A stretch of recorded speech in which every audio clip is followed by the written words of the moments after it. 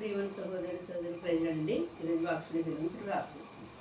మోహనుద్ర మహాగండ సరస్వతిగా నాదా పరిశుద్ధాత్మడ ఆకాశాన్ని భూమిని సంస్థాన్ని సర్వాన్ని సృష్టిగా నీకే స్థితి నీకే మహిమ నీకే గమనించిన ఆకాశం నిశ్వాసం గురి పాటలు గురి పాటించి ప్రార్థిస్తున్నా తెలుగులో జరుగుతుంది. నాయన ఇంతవరకు తండ్రి పాటలను ప్రార్థనలు వాక్యులు నడిపించేందుకు వాక్యం చెప్తుండగా అపిత్రమైన పెద్దలు అగ్నిశాల కలిసి శరీరాన్ని ఒడుకొచ్చి మానస్వరాన్ని ఒడుకొచ్చి దైవస్వరంతో మాట్లాడి దర్శించుకుని ఇస్తున్నాం వచ్చిన తండ్రి ఆమె.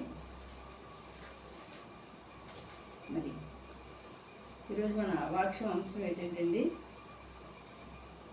వాని కుడి చేయి పట్టుకొని లేవనెత్తును. వాని కుడి చేయి పట్టుకొని లేవనెత్తును. అపొస్తలుల కార్యాలు 3వ అధ్యాయం అండి, 1 నుంచి చదవమ్మా.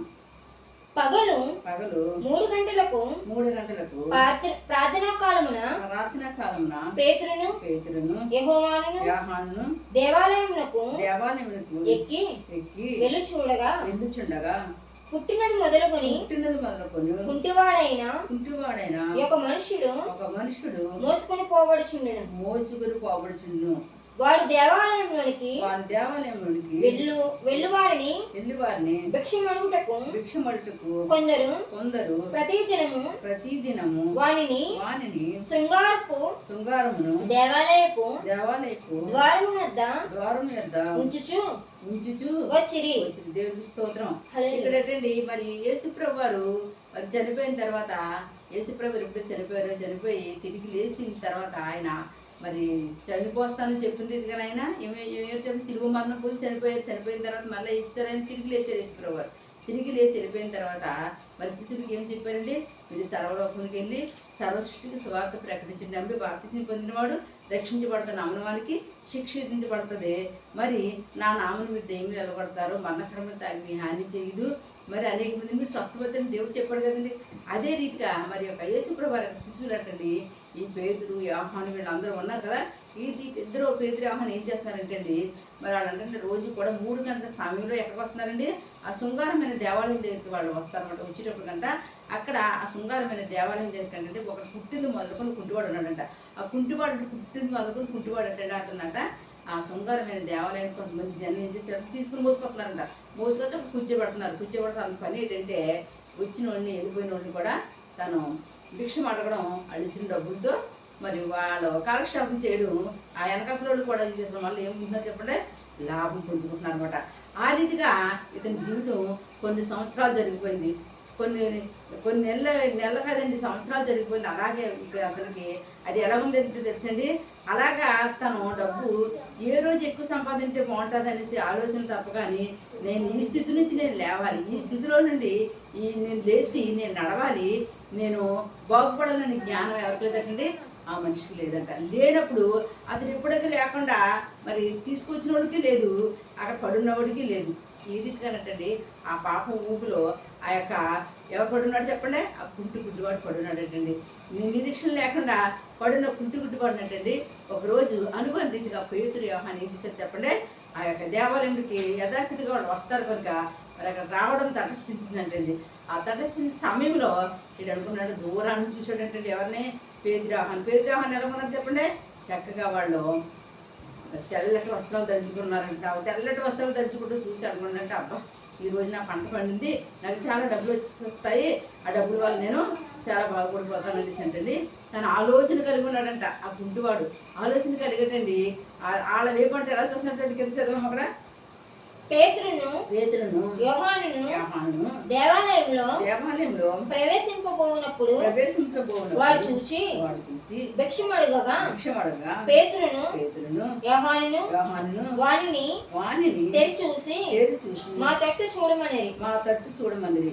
వాడు వారి యొద్ద ఏమైనా దొరుకునని కనిపెట్టుచు వారి యందు లక్ష్యమించెను.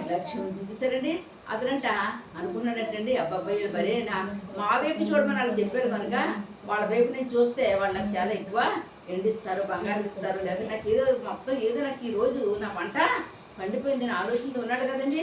వాళ్ళు ఏం చేశారంటే మరి ఏమంటున్నారు చెప్పండి, మా వైపుని వెళ్ళడండి దేవుడు చూడమన్నాడండి. ఎప్పుడైతే అతను నా దేవుడు చూసాడు, చూసిన వెంటనే ఇక్కడ ఏం పలుకుతున్నాడో చూడండి, అక్కడ అంతటా అంతటా పేతురు పేతురు వెండి బంగారములు నా యొద్ద లేవు కానీ నాకు కలిగినదే నీకు ఇచ్చుచున్నాను నజరేయుడైన యేసుక్రీస్తు నామమున నడవమని చెప్పి వాడి కుడి చేయి పట్టుకుని లేవనెత్తను. దేవునికి స్తోత్రం. హల్లెలూయా. ఏం చేయడండి, వాళ్ళని కుడి చేయి పట్టుకుంటే ఏమన్నా తెలుస్తుంది, ఏమంటారండి, ఏం చెప్పండి, వాళ్ళు ఏం చెప్పారండి అతనితోటి, ఎండి బంగారాలో మరి ఎండు వస్తుంది, బంగారం వస్తుంది, అది మూట కట్టుకుంటారు, పట్టుకెళ్ళిపోతారు, నేను గొప్పవాడైపోతాను, నువ్వేమో ఆలోచన చేసుకున్నా కానీ ఎండి బంగారాలు అయితే నా దగ్గర లేవు, కానీ నజరుడైన యేసుక్రీస్తు నామములో నువ్వు ఈ పడక విడిచి వేసి నడమని చెప్పిన దేవునామానికి మహిమ. ఎంతో గొప్ప సంగతి అండి.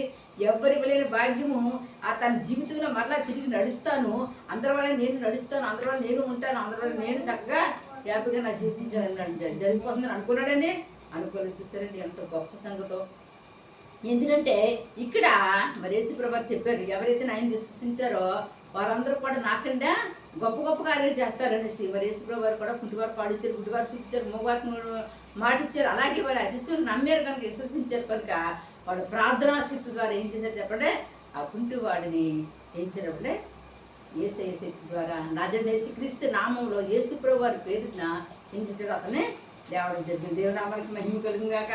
ఎంత గొప్ప దేవుడు, అతను నమ్మాడు, విశ్వసించాడు. మన నమ్మకం పెట్టుకోవాలి, విశ్వాసం పెట్టుకోవాలి. చూసారంటే అతను దేని మీద నమ్మకం పెట్టుకున్నాడు చెప్పండి, ఎండి మీద బంగారం మీద పెట్టుకున్నారు. కానీ పేతురు యోహాను అలా కాదు, అయ్యో మరి ఈరోజు కొంత డబ్బు ఇస్తాము, ఈరోజు కొంత తరలిస్తాము, దాని ద్వారా తనకేమీ ప్రయోజనం లేదు, కొంతమంది మోసుకొని వస్తున్నారు కనుక నీ స్థితి నుంచి లేవాలని చెప్పండి. అందుకే మరి మనుషులు మనకి ఏదోటి పెట్టి ఏదోటి చేస్తే ప్రయోజనం ఏముండదండి, దేవుడు ఆశీర్వదించాడు. అందుకే ప్రభువా దేని స్థితి నుంచి నన్ను ఉన్నతమైన స్థితిలో తీసుకొచ్చే శక్తి నీకు మాత్రం ఉంది, నన్ను ఈ స్థితి నుంచి నన్ను మార్చుదండి, నా స్థితిగతులు మార్చే శక్తి నీకు ఎందుకు కనుక, ఇప్పుడు నా కుటుంబ పరిస్థితి ఎదుగున్న దేవుడు కనుక నన్ను లేవనెత్తమని ఏం చేయాలి చెప్పండి, ప్రార్థన చేయాలంట. ఈ రోగంతో నేను ఇలా బాధపడటం, ఈ రోగంతో ఇలాగా నేను ఇబ్బంది పడటం నీకు ఇష్టం కాదు కనుక నా రోగం నుంచి నాకు ఏం కలగజేయాలి చెప్పండి, విడుదల కలగజేయమని అడగాలంటండి. ఎప్పుడైతే ఈ విడుదల కలగజేయమని అడిగామో దేవుడు ఏం చేద్దాం చెప్పండి, స్వస్థపరచండి. ఇక్కడ ప్రార్థనా శక్తి ద్వారా పరిశుద్ధాత్మ యొక్క నజరుడైన యేసుక్రీస్తు నామములో కుంటివాడటండి దిక్కును లేచి నడుచుకుంటూ గొంతులేసుకుంటూ పరిగెట్టండి. చదవమ్మా. వెంటనే వాడి పాదములను శీలమండలను బలము పొందెను. వాడి దిక్కును లేచి నిలిచి నడిచెను. నడుచుచు గంతులు వేయును. దేవుని స్తుతించు వారితో కూడా దేవాలయానికి వెళ్ళెను. దేవుని నామమునకు ఏం చేయడండి, ఎప్పుడైతే వాడికి అర్థం కావట్లేదండి, ఆడు ఎప్పుడు దిక్కులు లేచాడంట, లేచినంటే ఏం చేసాడంటే నుంచున్నాడంట. నుంచున్నాడు ఏం చెప్పండి, ఈ కాళ్ళు చేతులు ఇలాగ ఆడించాడంట. బాబు నా కాళ్ళు చేతులు ఆడేస్తున్నాయి, వీళ్ళు నాకు గొప్ప స్వస్థ ఇచ్చారు కనుక నేను వాళ్ళ వల్ల నడుస్తాను కొంచెండి. వెంటనే వాళ్ళతో పాటు నడుచుకుంటే ఎక్కడ వెళ్ళిపోయి చెప్పండి, దేవుని మందిరంలోకి వెళ్ళిపోయి దేవుని మందిరంలో ఏం చేయాలి చెప్పండి, దేవుని స్తుతించాడంట. దేవుడు కృతజ్ఞత స్తుతులు అర్పించుకున్నాడంట. నా దేవుడు అక్కడంట ఈ చర్చిలోకి ఎప్పుడైతే వెళ్ళిపోయాడో వీళ్ళు వెనకాతల ఆ చర్చిలో ఉన్నవారు అందరూ, అక్కడ ఉన్నవాళ్ళు అందరూ ఆశ్చర్యపోతున్నారంట. ఏంటి ప్రతిరోజు కూడా మేము రూపాయి ఇస్తే, 10 రూపాయలు ఇస్తే, పావడ ఇస్తే మా దగ్గర అడుక్కుని తిన్నవాడు ఈరోజు కాళ్ళు వచ్చి దర్జాగా ఆ యొక్క పేతురు ఆహారాల దగ్గర వచ్చి దర్జాగా చదివానికి వచ్చాడని అంటండి. వాళ్ళు ఆశ్చర్యపోతున్నారు. అందుకేంటి మరి దేవుడు ఎవరంటే ఆయన ఆశ్చర్యకరం చేసే దేవుడు, అద్భుతకరం చేసే దేవుడు, రోగులు చచ్చిపెట్టే దేవుడు, దేవుడు నిలగొట్టే దేవుడు, భయంకరమైన స్థితిగతులను మార్చగలిగిన సర్వశక్తి మందుడు, సృష్టిని సృష్టించిన సృష్టికర్త చేతిలో సమస్తం ఉంది కనుక ఆయన ఏదైనా చేయగలడు కనుక మనం ఎట్టి పరిస్థితుల్లో కూడా భయపడకూడదు, కానీ విశ్వాసంతో నమ్మకంతో చూడాలండి. ఇక్కడ మన విశ్వాసం మనం ప్రార్థించినప్పుడు కూడా ఏంటండి, మనం ఏదైనా సరే మరి యేసుప్రభు వారు నాలో ఉన్నారు, ఆయన ఆత్మ నాలో ఉంది కనుక ఇటువంటి రోగాన్ని సరే బాగు చేస్తానని దేవుడు మాటిచ్చాడు కనుక నేను ప్రార్థించేస్తాననేసి మనం కూడా నమ్మకం కలిగి విశ్వాసం కలిగంటండి ప్రార్థించినప్పుడు ఏంటంట అంతకన్నా గొప్ప కార్యాలు మనం కూడా చేయగలుగుతామండి. దేవుని నామానికి మహిమ కలుగును గాక. హల్లెలూయా. చూడండి అక్కడ 9 చదవమ్మా. వాడు నడుచుచు దేవుని స్తుతించుట ప్రజలందరూ చూసి శృంగారపు దేవాలయపు ద్వారమునద్ద భిక్షము కొరకు కూర్చున్నవాడు వీడే అని గుర్తెరిగి వానికి జరిగిన దానిని చూసి విషమయంతో నిండి పరవశులైరి. దేవుని అమరికి ఎంతో ఆశ్చర్యపోయిన పరమశులైపోయిన అయ్యి బాబు ఎంత గొప్ప సంగతే. మన పిచ్చి మనం విసినేస్తున్న ఒక కుంటివాడు మన కళ్ళెదురుకుంటే ఎన్నో సంవత్సరాలు ఆ స్థితిలో పడినవాడు ఈరోజు దేవుడి నుంచి చెప్పండి లేవనెత్తాడు. దేవునామానికి మహిమ కలుగుగాక. నువ్వు ఎన్నో సంవత్సరాల నుంచి నీ స్థితిగతులు బాగోవచ్చు, నువ్వు రోగంతో బాధపడవచ్చు, నీకు ఇంటిలో మరి కష్టంతో ఉండొచ్చు, వ్యాధులతో ఉండొచ్చు, కానీ దేవుడు ఏం చేయాలి చెప్పండి ఏదో ఒక రోజున ఆయన ఏం చేస్తాడంటే లేవనెత్తాడు. ఆ కుంటివాడు ఏ రీతిగా అయితే లేవనెత్తడానికి నీ స్థితిగతులు మార్చేస్తాడు, నీ రోగాలను తీసివేస్తాడు, నీ కుటుంబంలో ఉన్న పరిస్థితులు మార్చేస్తాడు, నీ బిడ్డలకు ఉద్యోగాలు ఇస్తాడు, నీ భర్తకి వ్యాపారంలో లాభాలు అనుగ్రహిస్తాడు, నీ బిడ్డల చదువుల్లో సహాయం చేస్తాడు. కనుక దేవుడికి అసాధ్యమైంది ఏమీ లేదు. కనుక ఎవరికి ఏమి కావాలో మన తల్లి కన్నా మన తండ్రి కన్నా మనల్ని ప్రేమించి వేసేది తప్ప ఈ లోపల ఎవరికైనా తెలిసింది ఎవరికి తెలియదు. ఆయనకి మాత్రమే తెలుసు. ఎందుకంటే నేను పుట్టించిన దేవుడు నీకు ఏమి ఇవ్వాలి, ఏ సమయం ఏమి ఇవ్వాలో ఆయన ఎరుగున్నాడు కనుక అటు గొప్ప దేవుడిని తెలుసుకున్నావు కనుక ఎట్టి పరిస్థితులను కూడా మనం ఏం చేయకూడదు, విశ్వాసాన్నే కోల్పోకూడదు, నమ్మకం కలగాలి. నమ్మకంతో విశ్వాసంతో మరి ప్రార్థన చేసుకున్నప్పుడు ఆ పుట్టివాడు ఏ రీతికైతే మరి ఒక్కసారి అద్భుతాన్ని చూసాడు, అలాగే నీ కుటుంబంలో కూడా ఏదో ఒక అద్భుతం చేస్తాడు, ఏదో ఒక ఆశ్చర్యకరం చేస్తాడు. నువ్వు దేనికోసమైతే ఎదురు చూస్తున్నావు, ఏదైతే రావాలనుకున్నావో, ఏది జరిగితే నా కుటుంబం బాగుపడుతుందో, నా పిల్లలు బాగుంటాం, నేను బాగుంటాను ఆశ ఎదురు చూస్తున్నావో ఆ విషయంలో దేవుడు అద్భుతాన్ని చేయబోతున్నాడు. కనుక భయపడద్దు. దేవుడు కార్యాలు చేసే దేవుడు, కృప చూపించే దేవుడు, కన్ను చూపించే దేవుడు, రోగులు స్వస్థపరిచే దేవుడు, దేవుళ్ళు ఎలగొట్టే దేవుడు, నీకోసం నా కోసం రక్తాన్ని ఖర్చిన దేవుడు, నిన్ను నన్ను ప్రేమించి ఆయన నరకాగ్ని నుంచి తప్పించడానికే మరి పరలోక రాజ్యం నువ్వు నేను వెళ్ళడం కోసమే ఆయన మరణ శిక్ష పొందాడు. కనుక దాన్ని జ్ఞాపకం చేసుకొని మనం అంటే ప్రార్థించినప్పుడంట మనం కూడా కొన్ని కార్యాలు చూడగలుగుతామండి. ఈ కుంటివాడు పొందుకున్న ఆశీర్వాదం, ఈ కుంటివాడు మరి ఆ పాపం నుంచి శాపం నుంచి విడుదల పొందిన రీతిగా మనం కూడా శాపంలో పాపంలో ఉన్న మనల్ని ప్రేమించిన యేసయ్య అలాగే ఇతరులను కూడా ప్రేమించడానికి సిద్ధంగా ఉన్నాడు. కనుక ఎవరు ఎలా ఉన్నప్పుడు కూడా దేవుడు స్వస్థపరిచి దేవుడిని నమ్మెంట ఎటువంటి వ్యాధితో ఉన్నప్పుడు కూడా మనం ప్రార్థించినప్పుడు మన ప్రార్థన కూడా దేవుడు ఆలకిస్తాడు. పేదరి ఆహ్వాన ప్రార్థనే కాదండి, నీ ప్రార్థన నా ప్రార్థన కూడా ఆలకిస్తాడు. ఏం కలిగి ఉండాలి చెప్పండి, విశ్వాసం కలిగి ఉండాలి, నమ్మకం కలిగి ఉండాలి, దేవుడి మీద ఆధారపడాలా. నమ్ముడిని వాళ్ళకి నమ్మానికి సమస్తం సాధ్యం చెప్పిన యేసయ్య ఖచ్చితంగా ఏ కార్యాలు చేస్తారని నమ్మినప్పుడండి మనం కూడా కార్యాలు చూడగలుగుతాం. ప్రార్థన చేసుకుందామండి.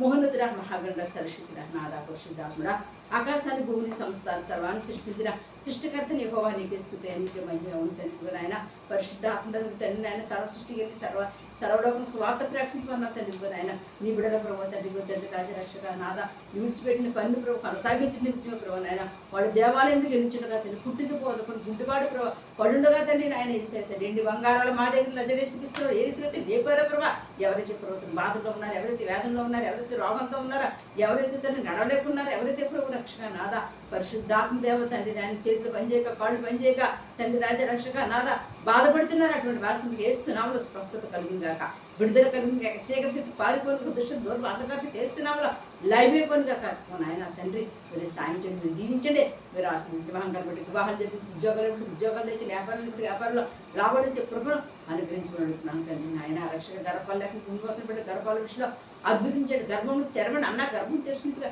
గర్భం తెరవండి నాయన. రక్షక నాదా పరిస్థితి ఎవరైతే ప్రభుత్వం దేశాలకి నాయన కోసం ప్రభు దేశాలు వెళ్ళాలని దేశాల కోసం ఎదురు చూస్తున్నారో త్వరగా వచ్చే కృపను దైత్యం నడుస్తున్నాను తండ్రి. ఎవరైతే ప్రభుత్వం రాజరక్షక నాదా ఈరోజు ఆపరేషన్ చేసుకున్నారు వాళ్ళు మంచిగా ఆపరేషన్ చేసి క్షేమంగా బయటకు వచ్చి కృప దయచేయండి, సహాయం చేయండి. హాస్పిటల్లో ప్రతి రోగిని స్వస్థపరచండి అయ్యా.